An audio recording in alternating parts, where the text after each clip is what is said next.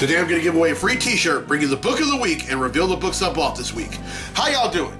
I'm Victor, and you are watching The Comic Hero Show. Now kick that logo!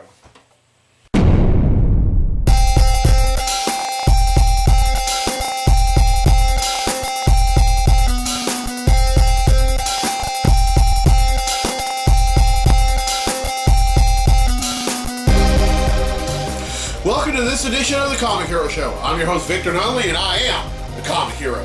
The summer of superheroes continues, and on this episode, I'm paying tribute to the Jade Giant himself, the Incredible Hulk. And this is an Incredible Hulk comic hero tee, and inside the speech bubble, you have the bricks that represent his famous wordmark logo, and then on the sleeves, I have his other logo, which is the green fist, and to go along with it, this Incredible Hulk hat. Now, this shirt received the least amount of votes in a poll with the Flash comic hero tee that I wore in episode 269. And because this received the least amount of votes, I'm wearing it on this episode. Now I'm going to have two more for y'all to vote on. And I've been a little undecided about which ones I want y'all to vote on. I'll try to come up with something. Or come up with two of them, rather. And I went to GeekCon this past weekend, really had a lot of fun. Got to meet Kevin Nash, got to buy some action figures. Here's one of them. It's a Jean Grey Jean Grey action figure, and you can't see it, but right next to his Batman action figure is a Superman action figure. Also bought about 5 more. Really had some fun, and can't wait for the next con. And or the next con that I can go to, rather. I tell you, I love cons. I didn't know what I was missing until I went to my first one just over 4 years ago, and can't wait to go to another one. I mean, it probably won't go to another one maybe until Louisiana Comic Con. But love cons. All right, it's time to give away a free T-shirt.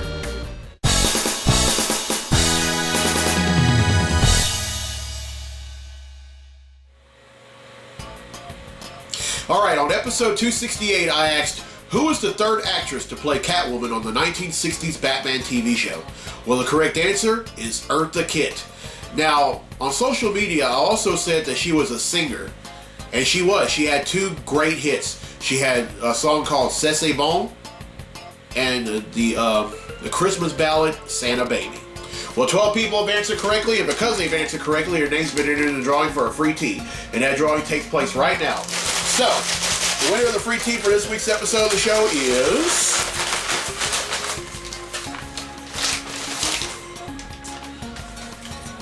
Melissa Green from Hayesville, Louisiana. So congratulations, Melissa. You win yourself a free Comic Hero tee. Alright, here's the question for next week's episode, and this is also a Catwoman question. Which actress became infamous for wanting to kill Tim Burton after she lost the role of Catwoman to Michelle Pfeiffer for Batman Returns? Everyone who answers correctly been in a drawing for a free tee on episode 272. Alright, it's time for the Comic Hero Book of the Week. Let's do this.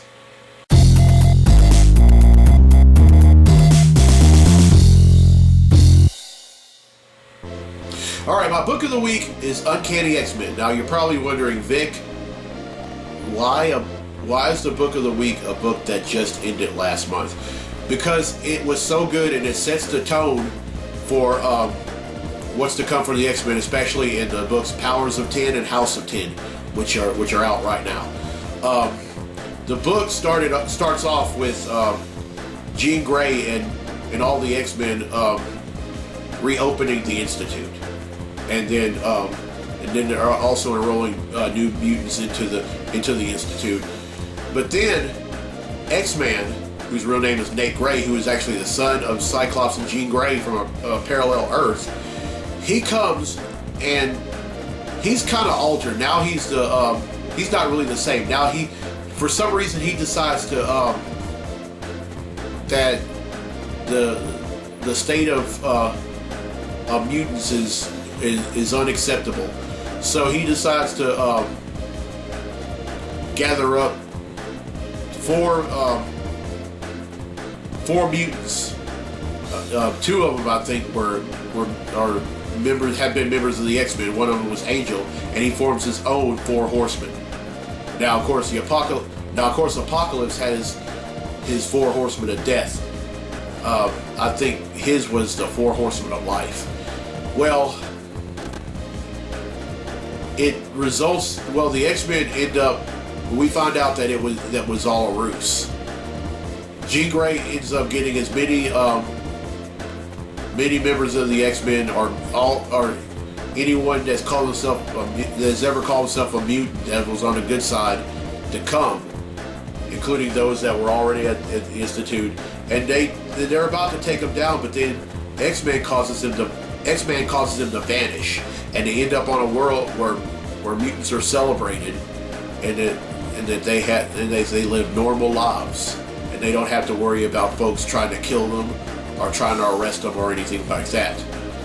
Now, at this point, all the other mutants and the rest of the world think the X-Men are dead, including Cyclops, who was recently resurrected from the dead by a younger version of his son, Cable.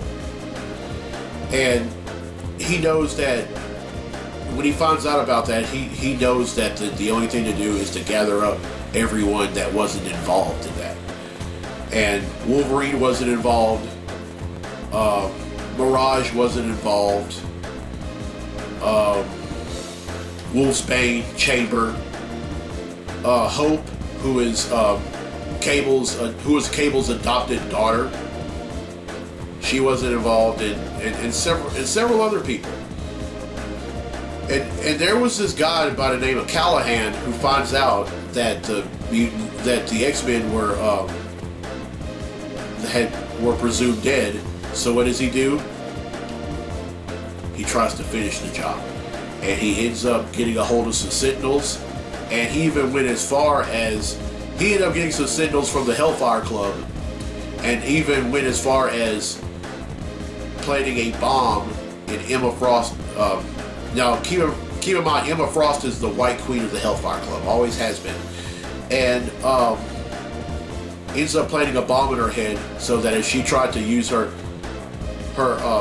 telepathic powers, the bomb would go off, killing her instantly. Well, what happened is that Callahan gets a hold of the Sentinels, and they recruit some purifiers, and they try to kill some mutants. They actually do, but then the X-Men show up, and it's all going down. And so what happened was that he ended up he actually had controlled the Sentinels through a makeshift version of Cerebro. They tried everything they could. And Wolverine thought that Wolverine, as a last ditch effort, came and beheaded Callahan. At that point, it was still too late because Sentinels recognized mutants as the targets.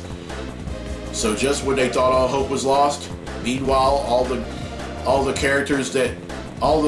members of the X-Men that were thought to have been dead all of a sudden come back, and they take care of business. Now, you're probably wondering what happened to those X-Men. They ended up in a universe called the Age of X-Man. Now, it was created by X-Man because he didn't like the world that he liked the Marvel universe, so he decided to create a universe where mutants were celebrated, could live lives, because he thought that the life that they were living was no longer acceptable, and then everyone was enjoying themselves, but then they began to snap out of it and realize that the lives that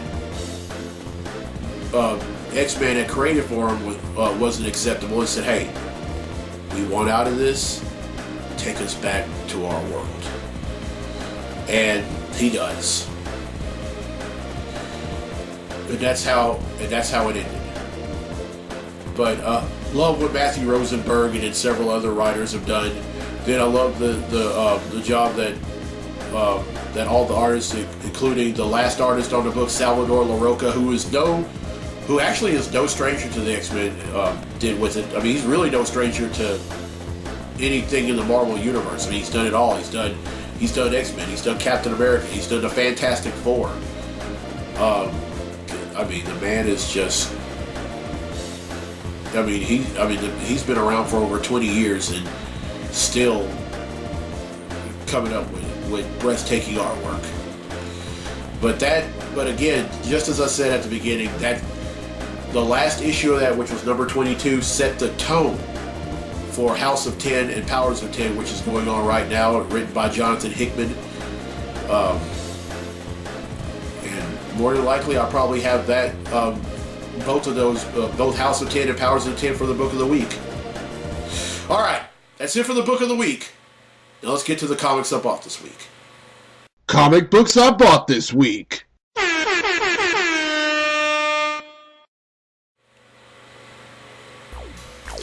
All right, first up is Justice League number 29.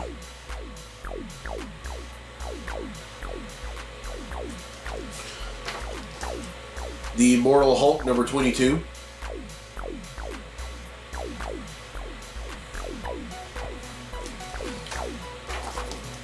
The Green Lantern number 10.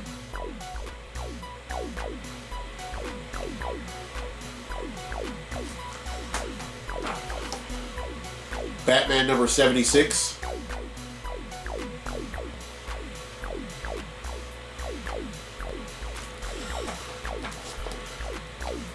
Wonder Twins number 6.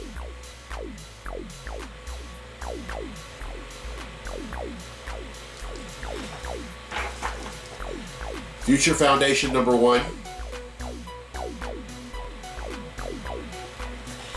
And finally, House of 10 number 2. Alright, that's 7, which brings the total number of comics that I bought since December of 1997 to 9,520.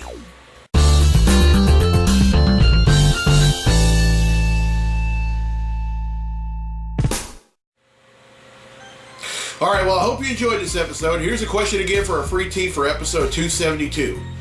Which actress became infamous for wanting to kill Tim Burton because she lost the role to Catwoman in Batman Returns to Michelle Pfeiffer? Everyone who answers correctly will be entered in the drawing for a free tee on episode 272. And congratulations to Melissa Green from Haynesville, Louisiana, who won a free tee on this episode. Alright, it's counting down. 4 more episodes left in the Summer of Superheroes.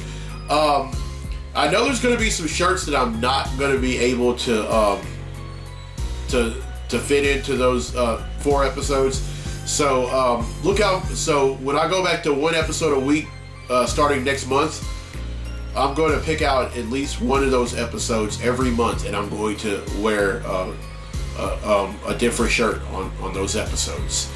But speaking of which, I need to come out with a poll for or 2 shirts to do a poll, and I'll have y'all vote for them and go from there. But I'm really having a lot of fun doing this. It's always fun to do this show, and you know, it's been nearly 6 years. And in October, I'm going to do the 6th anniversary episode, just on the very first week of October. It's going to be spectacular as it has been the last 3 years, and I can't wait. Alright, I'm Victor Nolly on the Comic Hero. I'll see you next time for episode 271. So until then, be safe, be blessed, be a hero, and Hulk smash!